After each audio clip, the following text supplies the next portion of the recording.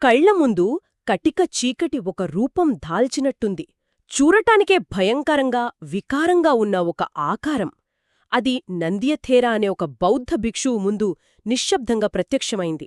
ఆ ఆకారం మారుడు అంటే భయానికి, ప్రలోభానికి, మృత్యువుకు ప్రతీక. ఎవరికైనా గుండె ఆగిపోవాల్సినంత భయంకరమైన దృశ్యమది. కాని నంద్యథేరా కళ్లలో చలనం లేదు, ముఖంలో ఆందోళన లేదు. పూర్తి ప్రశాంతతతో ఆయన పెదవుల నుండి ఒక శక్తివంతమైన గాథ మెల్లగా వెలువడింది. ఆ గాథ ఇది: ఓభాసజాతం ఫలగం చిత్తం యస్య అభిన్నసో తాదిసం భిక్కు మాసజ్జ కణ్హ దుఃఖం నిగచ్చతి ఇతి. ఈరోజు మనం చేయబోయే విశ్లేషణలో ఈ ఒక్క గాథ వెనుకున్న అపారమైన కథను తవ్వి తీయబోతున్నాం. దానిని పలికిన నంద్యథేరా అనే ఆ మహనీయుడి మూలాల్లోకి లోతుగా వెళ్దాం. అసలు ఎవరు ఈ నంద్య? సాక్షాత్తూ మృత్యుస్వరూపాన్నే అంత ధైర్యంగా ఎదిరించేంత మానసిక బలం ఆయనకు ఎలా వచ్చింది? మన దగ్గర ఉన్న మూలాల సహాయంతో ఈ ప్రశ్నలకు సమాధానాలు వెతుకుదాం. సరే, ఈ కథను మొదటినుంచి మొదలుపెడదాం. అసలు ఎవరు ఈ నంద్యథేరా? ఆయన నేపథ్యమేమిటి? మనకున్న సోర్సెస్ ప్రకారం ఆయనది కపిలవస్తు, శాక్య వంశానికి చెందిన ఒక ఉన్నత కుటుంబంలో పుట్టారు. ఓ, ఆయన పుట్టడం ఆ కుటుంబానికి ఎంతో ఆనందాన్ని తెచ్చిపెట్టిందట. అందుకే ఆయనకు నందియ అని పేరు పెట్టారు. అంటే ఆనందాన్ని కలిగించేవాడు అనర్థం. ఆ పేర్లోనే ఆనందముంది. అవును, ఆయన నేపథ్యం గొప్పదే. కాని అసలు కథ మొదలయ్యేది ఆయన సంఘంలో చేరినప్పుడు. ఆయన బుద్ధ భగవానుని పరిచర్య మొదలైన 2వ సంవత్సరంలోనే దీక్ష తీసుకున్నాడు. అంటే అది చాలా ప్రారంభ దశ. చాలా ఎర్లీ స్టేజ్ అన్నమాట. అవును. ఇంకా ఆశ్చర్యకరమైన విషయమేమిటంటే ఆయనతో పాటు దీక్ష తీసుకున్న వాళ్ల జాబితా అది బౌద్ధ చరిత్రలో ఒక డ్రీమ్ టీం లాంటిది. ఒక్క నిమిషం, డ్రీమ్ టీం అంటున్నారంటే ఎవరున్నారు ఆ బృందంలో? అంటే బుద్ధుని ప్రియశిష్యుడు ఆనందుడు, దివ్యదృష్టికి ప్రసిద్ధుడైన అనిరుద్ధుడు, రాజుగా ఉండి సన్యాసం స్వీకరించిన భద్దియుడు, ఇంకా భగు, కింబిలుడు, వీళ్ళంతా ఉన్నారు. కాని ఎక్కడే ఒక ఊహించని మలుపుంది. ఇదే బృందంలో దేవదత్తుడు కూడా ఉన్నాడు. దేవదత్తుడా? ఆగండి. ఆ తర్వాత కాలంలో బుద్ధుని బద్ధశత్రువుగా మారి ఆయన్ని చంపడానిక్కూడా ప్రయత్నించిన వ్యక్త. అవును, అదే దేవదత్తుడు. అంటే భవిష్యత్తులో అర్హంత స్థాయికి చేరబోయే నందియ, బుద్ధునికి ద్రోహం చెయ్యబోయే దేవదత్తుడు ఇద్దరూ ఒకే చోట ఒకే సమయంలో తమ ప్రయాణాన్ని మొదలుపెట్టారన్నమాట. ఖచ్చితంగా. ఇది మనకు ఒక ముఖ్యమైన విషయాన్ని చెబుతోంది కదా. అవును. ఒకే గురువు, ఒకే శిక్షణ, ఒకే వాతావరణం. అయినా సరే చివరికి వ్యక్తిగత ఎంపికలు, సాధనలే వారి గమ్యాన్ని నిర్దేశిస్తాయని చెప్పడానికి ఇదే అతిపెద్ద ఉదాహరణ. వీళ్లందరికీ స్వయంగా బుద్ధుడే అనుపియ అనే మామిడి తోటలో దీక్ష ఇచ్చారని కూడా గ్రంథాల్లో ఉంది. అంటే ఆయన మొదట్నుంచి బుద్ధుని సన్నిహిత బృందంలో ఒకరయ్యారు. ఆ తరువాత ఆయన ఆధ్యాత్మిక ప్రగతి ఎలా సాగింది? మూలాల్లో ఆయన త్వరలోనే అర్హత ఫలాన్ని సాధించారు అని ఉంది. ఈ అర్హత ఫలం అంటే ఏమిటి? దాన్ని కొంచెం వివరంగా చెప్పగలరా? తప్పకుండా. ఇది చాలా ముఖ్యమైన కాన్సెప్ట్. అర్హత ఫలమంటే జ్ఞానోదయంలోని అత్యున్నత స్థాయి. కాని దాన్ని అలా చెబితే పూర్తిగా అర్థం కాదు. ఒక మంచి పోలికతో చెప్పాలంటే, చెప్పండి. అర్హంత స్థాయికి చేరిన మనస్సు ఒక పరిపూర్ణమైన అద్దం లాంటిది. అద్దం లాంటిదా? అవును. మామూలద్దం మీద దుమ్ము, ధూళి, మరకలు పడతాయి. కాని ఈ అద్దం ఎంత స్వచ్ఛమైనదంటే దానిమీద ఏదీ నిలవదు. కోపం, ద్వేషం, ఆశ, భయం ఇలాంటి ఏ మరకా దానికంటుకోదు. అది కేవలం వాస్తవాన్ని ఉన్నదున్నట్లుగా ప్రతిబింబిస్తుంది తప్ప దేనితోనూ ప్రభావితం కాదు. నందియ సాధించింది ఆ మానసిక స్థితిని. వావ్! ఆ పోలిక చాలా బాగా అర్థమయ్యేలా చేసింది. అంటే ఆయన మనస్సు పూర్తి స్వచ్ఛంగా మారిపోయింది. సరే, ఆ స్థాయికి చేరాక ఆయన సహచరులు ఎక్కడ నివసించారు? వాళ్ల సాధన ఎలా కొనసాగింది? వాళ్లు మొదట ప్రాచీన వంశదాయ అనే అడవిలో నివసించారు. ఈ ప్రదేశం కూడా చాలా ప్రత్యేకమైనది. ఎందుకని? ఎందుకంటే అక్కడే బుద్ధుడు వారికి ఉపక్కిలేశ సుత్త బోధించారు. ఆపేస్తున్నందుకు క్షమించండి, కాని చాలామంది శ్రోతలలాగే నాకు ఆ పేరు కొత్తగా ఉంది. ఆ సుత్తాన్ని అక్కడ బోధించడానికి ఏదైనా నిర్దిష్ట కారణముందా? దాని సారాంశం ఏమిటి? మంచి ప్రశ్నే. కేవలం పేరు చెప్పి వదిలేస్తే ఉపయోగం లేదు. ఉపక్కిలేశ అంటే మనస్సు యొక్క మలినాలు లేదా కళంకాలు అనే అర్థం. ఓ, మనసు యొక్క మలినాలా? అవును. ఈ సుత్తంలో బుద్ధుడు మనస్సును కలుషితం చేసే 16 రకాల మలినాల గురించి వివరిస్తారు. ఉదాహరణకు దురాశ, అసూయ, కోపం, పగ, కపటం, గర్వం ఇలాంటివి. వీటిని గుర్తించి వాటిని ఎలా శుభ్రం చేసుకోవాలో బుద్ధుడు వివరిస్తారు. అంటే మనం ముందు చెప్పుకున్న అద్దంలాంటి మనస్సును సాధించడానికి అవసరమైన నిర్దిష్టమైన శిక్షణను నేరుగా బుద్ధుని నుండే పొందారన్నమాట. ఖచ్చితంగా వాళ్ల బలానికి కారణం కేవలం దీక్ష తీసుకోవడం కాదు, ఆ తర్వాత వారు చేసిన తీవ్రమైన, నిర్దిష్టమైన మానసిక శిక్షణ. ఇది చాలా ముఖ్యమైన వివరాలనందిస్తుంది. ఆ తర్వాత వాళ్ళు గోసింగసాల వనదాయ అనే అడవిలో కూడా ఉన్నారన్నుంది కదా. అవును, దాని ప్రస్తావన చూళగోసింగ సుత్తాలో వస్తుంది. ఆ సుత్తంలో బుద్ధుని శిష్యులు ఒకరినొకరు ఈ అడవిని ఏది ఇంత అందంగా మారుస్తుంది అని అడుగుతారు. అప్పుడు ఒక్కొక్కరు ఒక్కో సమాధానం చెబుతారు. కాని చివరికి ఒక అడవికి నిజమైన అందం అక్కడ నివసించే సాధకుల వల్లే వస్తుందని తేలుస్తారు. అద్భుతం. ఇది నందియా, ఆయన బృందం ఎంత ఉన్నతమైన సాధనలో నిమగ్నమయ్యున్నారో చూపిస్తుంది. సరే, ఇప్పుడు మన కథలోని కీలక ఘట్టానికి వచ్చాం. అత్యున్నత శిక్షణ పొంది మనస్సును అద్దంలా మార్చుకున్న ఒక సాధువు. ప్రశాంతమైన అడవి, అంతా బాగుంది. కాని అప్పుడే ఆ ప్రశాంతతను భగ్నం చేయడానికి మారుడు రంగప్రవేశం చేశాడు. ఆ సన్నివేశం ఎలా జరిగి ఉంటుంది? ఊహించుకోండి, పూర్తి ఏకాంతంలో ధ్యానంలో ఉన్న నందియ ముందు అకస్మాత్తుగా మారుడు ప్రత్యక్షమయ్యాడు. గ్రంథాలు అతను భయంకరమైన రూపంలో వచ్చాడు అని చెప్తున్నాయి. అంటే అది మానసికంగా భయపెట్టి చలింపచేయాలనే ప్రయత్నం. మారుడి లక్ష్యం ఒకటే, భయాన్ని పుట్టించి వారి సాధనను దెబ్బతీయడం. అవును. కాని నంద్యా మీద ఆ ప్రభావం పడలేదు.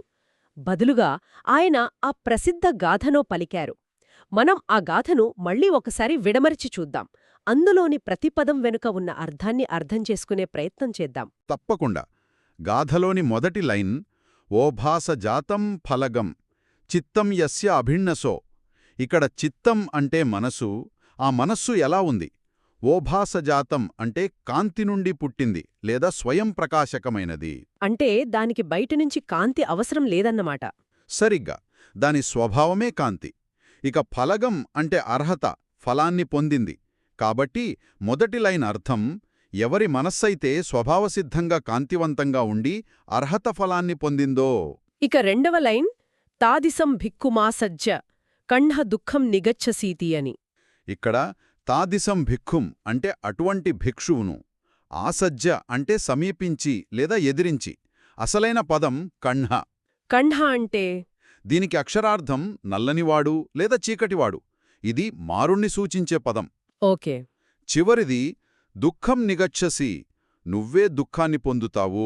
మొత్తం కలిపి చూస్తే ఓ చీకటివాడా, స్వయంగా ప్రకాశించే మనస్సుగల ఫలాన్ని పొందిన అటువంటి భిక్షువును నువ్వు సమీపిస్తే ఆ ప్రయత్నంలో నువ్వే దుఃఖాన్ని పొందుతావు. ఇది ఒక శాపంలాగానో హెచ్చరికలాగానో ధ్వనిస్తోంది.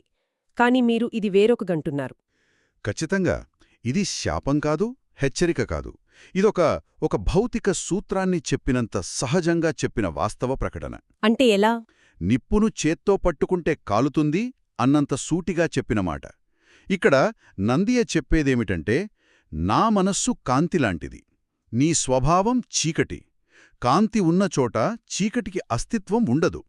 నువ్వు నన్ను భయపెట్టాలని చేసే ప్రతి ప్రయత్నం విఫలమవుతుంది. ఆ వైఫల్యం నీకు నిరాశనో దుఃఖాన్ని మిగులుస్తుంది. అంతే. అంటే ఇదొక సైకలాజికల్ ఫ్యాక్ట్. మన అంతర్గత భయాలు, సందేహాలు, బలహీనతలు అనే చీకటిని మనం పోరాడి తరిమికొట్టాల్సిన అవసరం లేదు. మన అంతర్గత కాంతిని, అంటే మన స్పష్టతను, మన ధైర్యాన్ని పెంచుకుంటే చాలు. ఆ కాంతిలో చీకటికి నిలబడే శక్తి ఉండదు. అదే ఇక్కడ జరిగింది. సరిగ్గా అదే. నంద్యాకు ఏ ఆయుధమూ అవసరం లేదు. ఆయన మనస్సే ఆయన కవచం, ఆయన ఆయుధం. మారుడు తన ఓటమిని గ్రహించి ఏమీ చెయ్యలేక నిశ్శబ్దంగా అంతర్ధానమయ్యాడు. ఈ స్థాయి మానసిక స్థైర్యం, ఈ స్పష్టత నిజంగా అపురూపం. కాని ఇక్కడొక ప్రశ్న తలతూతుంది. ఇంతటి బలం కేవలం ఈ ఒక్క జీవితంలోని శిక్షణ వల్లే వచ్చిందా?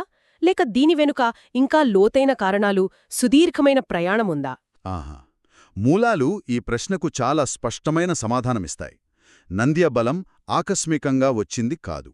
అది ఎన్నో జన్మలపాటు పోగుచేసుకున్న పుణ్యం, సంస్కారం యొక్క ఫలితం. గ్రంథాలు మనల్ని ఎన్నో కల్పాల వెనక్కి పదుముత్తర బుద్ధుని కాలానికి తీసుకెళ్తాయి. పదుముత్తర బుద్ధుని కాలానికా? అవును. ఆ జన్మలో నందియ ఆ బుద్ధుని చైత్యం వద్ద గంధపు చెక్కతో ఒక అందమైన బలిపీఠాన్ని నిర్మించి 7 రోజులపాటు గొప్ప ఉత్సవాలు జరిపారట. ఒక బలిపీఠం నిర్మించడం అనేది చూడ్డానికి చిన్న పనే అనిపించొచ్చు, కాని దాని వెనుకున్న ఉద్దేశం, భక్తి చాలా ముఖ్యమైనవి కదా? అవును. అది భవిష్యత్తు కోసం నాటిన ఒక విత్తనం లాంటిది. ఆ చర్య వెనుక ఉన్న స్వచ్ఛమైన భక్తి, శ్రద్ధ ఒక శక్తిమంతమైన సంస్కారంగా, అంటే మానసిక ముద్రగా మారి జన్మజన్మలకు ఆయనతో పాటు ప్రయాణించింది. ఇది ఒకటేనా, లేక ఇంకా ఏమైనా ఉన్నాయా? ఇంకా ఉన్నాయి. 15 కల్పాల క్రితం ఆయన సమత్త అనే పేరుతో 8 సార్లు చక్రవర్తిగా జన్మించారు. చక్రవర్తిగా జన్మించడం అంటే అపారమైన అధికారం, సంపద ఉంటాయి. కాని అది ఆధ్యాత్మిక ఎదుగుదలకు ఎలా సహాయపడుతుంది? మంచి ప్రశ్న. ధర్మబద్ధమైన చక్రవర్తి బాధ్యతలు చాలా పెద్దవి. ప్రజల పట్ల కరుణ, న్యాయబద్ధమైన పాలన, దీర్ఘకాలిక దృష్టి, నిస్వార్థ సేవ ఇవన్నీ చక్రవర్తిగా ఉన్నప్పుడు సహజంగా అలవడే గుణాలు. ఇవన్నీ ఆయన వ్యక్తిత్వాన్ని తీర్చిదిద్దాయి, నాయకత్వ లక్షణాలను, మానసిక స్థిరత్వాన్ని పెంచాయి. అంటే ప్రతి జన్మలో ఆయన తనలోని సానుకూల గుణాలను కొద్దికొద్దిగా పెంచుకుంటూ వచ్చారన్నమాట. మహావాస్తు గ్రంథంలో కూడా నంద్య, అక్కడ నందిక అని పిలుస్తారు, సుక్రోధనుని కుమారుడని, కింబిలుని స్నేహితుడని ఉంది. కింబిలుడు కూడా ఆయనతో పాటే దీక్ష తీసుకున్నారు. అంటే వారి మధ్య బంధాలు కూడా ఎన్నో జన్మల నాటివి కావచ్చు. ఖచ్చితంగా. ఈ వివరాలన్నీ మనకొక చిత్రాన్ని చూపిస్తాయి. గౌతమ బుద్ధుని కాలంలో నంద్య సాధించిన విజయం ఒక ఐస్బర్గ్ యొక్క కొనలాంటిది. అంటే మనకు కనిపించేది ఆ ఒక్క జన్మలోని సాధన మాత్రమే. కాని దాని కింద కనిపించకుండా ఎన్నో జన్మలపాటు నిర్మించుకున్న పుణ్యరాశి, సంస్కారాల పునాది ఉంది. ఇది ఒక ఆసక్తికరమైన, బహుశా కొందరికి కొంచెం కష్టమైన ప్రశ్నను లేవనెత్తుతుంది. నందియ బలానికి కారణం వేల సంవత్సరాల క్రితమాయన చేసిన పనులైతే ఈరోజు సాధన మొదలుపెట్టాలనుకునే సాధారణ వ్యక్తి పరిస్థితేమిటి?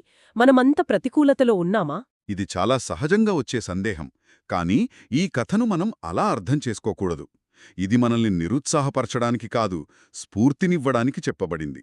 ఎలా? నందియ కూడా ఏదో ఒక జన్మలో తన మొదటి అడుగు వేశాడు.